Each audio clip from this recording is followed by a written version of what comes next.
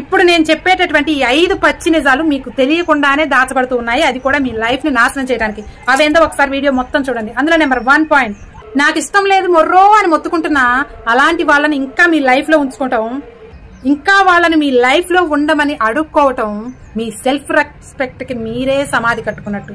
ఇక number 2, negative thoughts తో over thinking తో మీరు ఉన్నారంటే మీ మైండ్ ని మీరే పీక్క తిన్నట్లు.